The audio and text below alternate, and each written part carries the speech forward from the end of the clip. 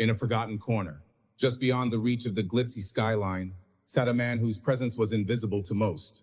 The city of Los Angeles was alive with its usual rhythm, cars honking, neon signs flickering, and crowds moving like waves through the streets. Ted Rodrigue leaned against the cold brick wall of a liquor store, his tattered hoodie pulled tight against the evening breeze. His life had shrunk to what he could carry: a frayed backpack, a plastic bag of clothes, and an old blanket. His world was predictable: wake up with the sun, spend the day scavenging for change, and find a safe place to sleep before the night swallowed him whole. The people who passed by rarely made eye contact. A few spared him some coins, others muttered under their breath. But Ted had grown numb to it all. He had learned that being homeless wasn't just about losing a home, it was about losing your place in the world.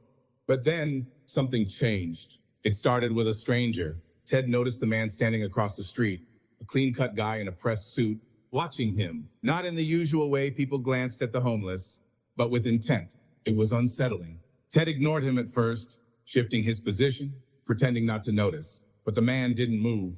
And then, as if stepping out of a script Ted hadn't been given, the stranger crossed the street and walked straight toward him. "Hey," the man said, crouching down to meet Ted's gaze. His voice was calm, steady. "My name's Matt. I want to ask you something." Ted blinked, sizing him up. "Another cop? A missionary? A journalist looking for a sad story?" "Yeah," Ted rasped. His voice was hoarse from days without a real conversation. Matt reached into his pocket and pulled out a small notepad. "What would you do if I gave you $100,000? Ted's heart jumped. His first instinct was to laugh, but the man's eyes were serious. This wasn't a joke. Ted let out a dry chuckle.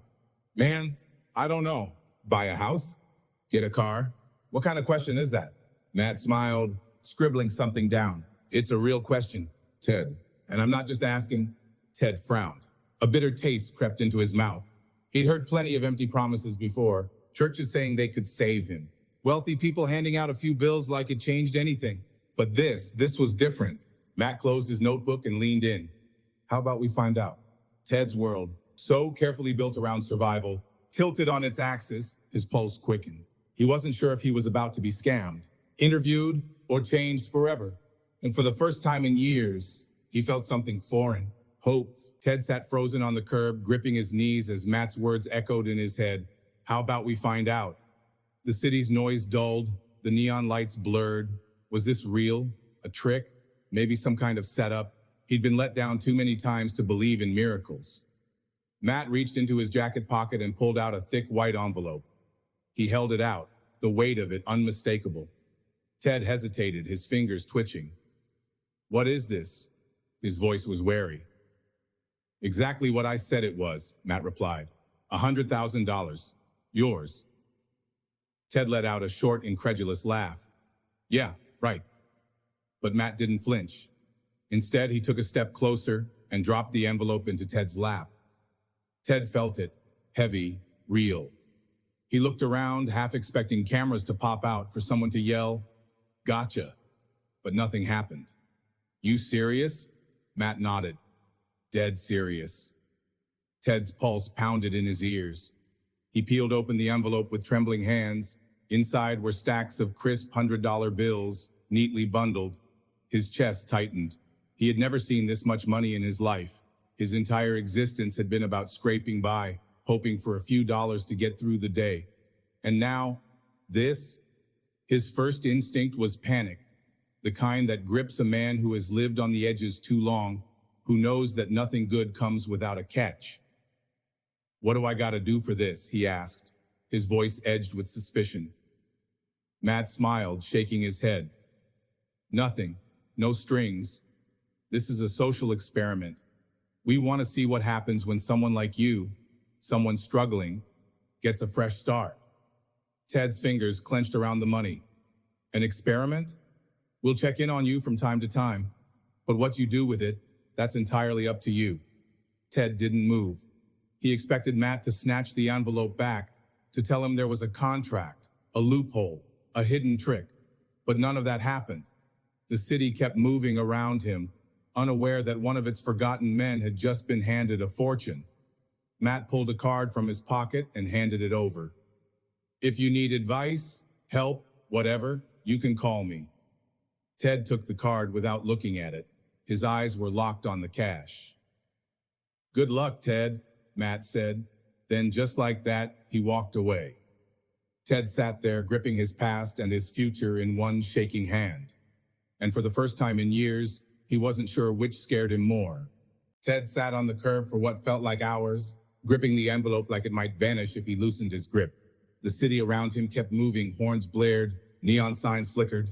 People walked past, oblivious to the storm raging inside him. 100 grand. His. No one had ever given him anything without expecting something in return.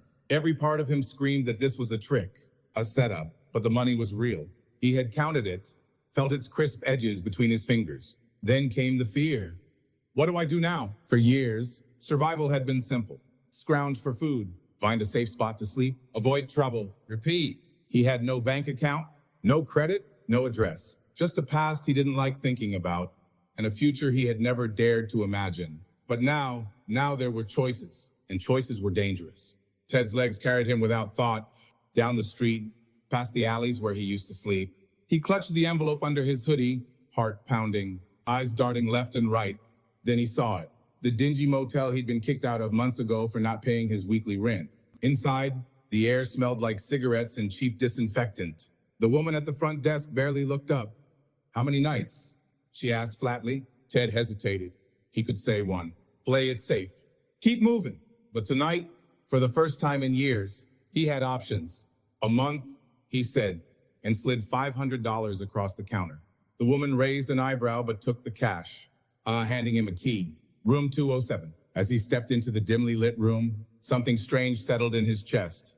The mattress was thin, the wallpaper peeling, but it was his. He locked the door behind him, sank onto the bed, and let out a slow breath. No concrete, no cold, no fear of being woken up by a cop's baton. He had bought himself time, but that was just the beginning.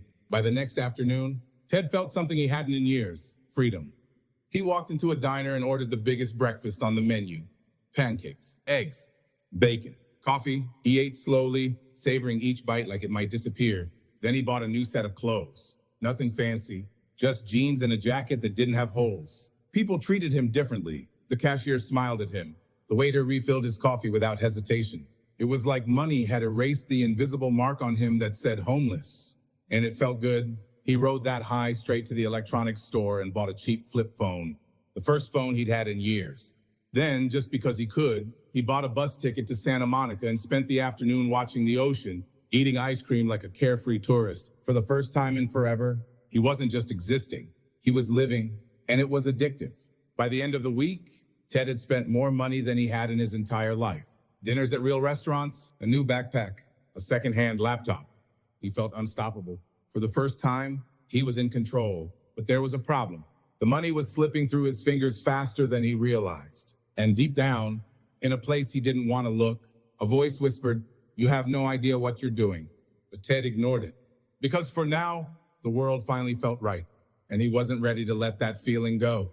Ted woke up to the sound of his new phone buzzing on the motel nightstand. He blinked against the dim light filtering through the heavy curtains, his head swimming in the haze of last night's spending spree. He had meant to take it slow, stretch the money, be smart, but having felt so much better than waiting, he grabbed the phone, his fingers sluggish.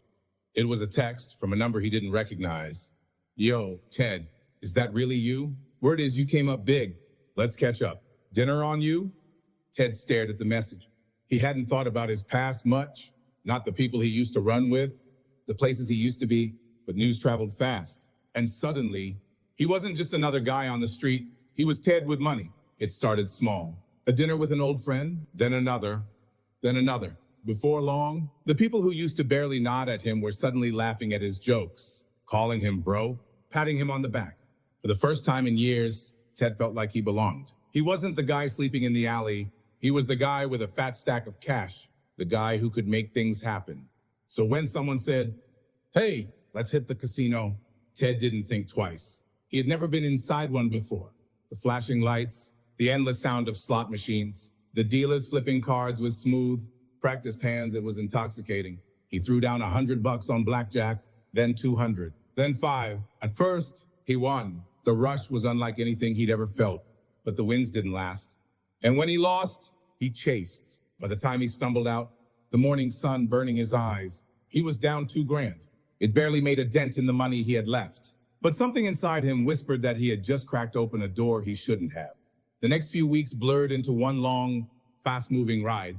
Ted wasn't homeless Ted anymore. He was a guy who could pick up a tab, buy a fancy meal, throw cash at whatever he wanted. Expensive sneakers? Why not? A high-end hotel for a weekend? Just to see what it was like. He didn't think about numbers, didn't think about the future. For the first time, he felt powerful, but power without control is a dangerous thing. One morning, he woke up in his motel room, surrounded by empty takeout containers, a couple of crumpled bills on the nightstand. His head pounded, his stomach churned, something felt off. He reached for the envelope, the one that had been full of money. It was light, too light. Ted dumped the cash onto the bed, his hands shaking as he counted. He barely had 20 left. His stomach dropped. He had blown through 80 in a matter of weeks. He sat there, staring at the money like it might disappear altogether. The weight of it hit him all at once. He had thought money would fix everything, that it would erase all the struggles, the years of scraping by. But instead, it had moved too fast for him to keep up. And now, the thing that had made him somebody was slipping through his fingers. Panic clawed at his chest. He had no plan, no safety net, no idea what came next. And for the first time, having felt just as terrifying as losing. Ted sat on the edge of the motel bed, his head in his hands. The crumpled bills in front of him felt like a cruel joke. $100,000. Gone.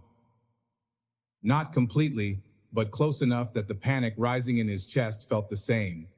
Just weeks ago, he had been rich, or at least richer than he had ever imagined. And now? Now he was just a man watching the last of his miracles slip through his fingers. His phone vibrated again. Another text. Yo, Ted, you good? We're hitting the club tonight. You in? The old Ted, the Ted of just a few weeks ago, would have answered without thinking. He would have thrown down cash, bought bottles, let the night swallow him whole. But something was different now, because for the first time, he was afraid. The fear sat in his gut as he walked out of the motel and into the bright, unforgiving California sun. He needed a plan. He could stretch what was left, find a cheap place to stay, maybe get a job, try to rebuild. But the thought of going from living large to scraping by again made his stomach turn. He wasn't sure he could handle it. Days passed in a blur. Ted stopped answering his phone. The texts slowed. The friends, the ones who had flocked to him when he was spending, faded like ghosts. The money dwindled faster now. The motel clerk started knocking on his door, reminding him the rent was due. For the first time since this had all started, Ted faced a terrifying truth. He was running out of money, and worse, he had nothing to show for it. A hard look in the mirror. One night, Ted stood in the motel bathroom staring at his reflection. His eyes were bloodshot, his face was thinner, his hoodie, one of the few things he hadn't bought new, was starting to smell like the streets again. How had he let this happen? How had he gotten everything and ended up right back where he started? He thought about calling Matt, the guy who had given him the money. Maybe he'd have some advice, a way to fix this before it was too late. But then he remembered Matt's words. What you do with it, that's entirely up to you. No one was coming to save him. If he wanted to stop this from becoming a full-blown disaster, he had to do it himself. But the question was, did he still have time? Ted sat on the edge of the motel bed staring at the last crumpled bill in his hand. A single $20 bill. That was it. 100 grand. Blown in a matter of months. No house, no investments, no safety net. Just a trashed motel room, a pile of receipts, and a dull ache in his chest where hope used to be. His stomach growled. He had barely eaten in 2 days, too caught up in his own spiral to think about anything but the emptiness growing inside him. He had two choices. Spend the 20 and numb himself for one more night. Try, really try, to pull himself out of this before it was too late. For the first time in a long time, he had no distractions left. No excuses. And that scared him more than anything. Ted stuffed the bill in his pocket and left the motel, stepping onto the cracked sidewalk. The air was thick with car exhaust and late afternoon heat. People passed him without a second glance, just like before. The brief moment where he was somebody was gone. He found himself wandering, feet dragging, mind racing. He could hear the old crowd now, the ones who had cheered him on when he was throwing money around like it would never run out. But none of them were here now. His fingers clenched around the 20 in his pocket, knuckles turning white. Then, with a deep breath, he took a step back and kept walking. He didn't even remember pulling out the card, but there it was in his hand, Matt's number. The man who had given him the money, the one who had told him it was an experiment. Ted had avoided calling, too much shame, too much pride. But now, standing on the sidewalk, exhausted and out of options, he pressed the number and put the phone to his ear. It rang twice before a familiar voice answered. Ted? For a moment, Ted couldn't speak. Then finally, in a hoarse voice, he said the hardest words of his life, I messed up. Silence. Then Matt sighed, not in disappointment, but in understanding. Where are you? Ted looked around. Somewhere between the past and the future. Matt chuckled softly. Sounds about right. Then, after a pause, he said, You ready to figure out what comes next? Ted swallowed the lump in his throat. He didn't deserve another chance. Ted's story wasn't unique. The experiment had proven something people already knew but rarely wanted to face. Money alone doesn't fix a life.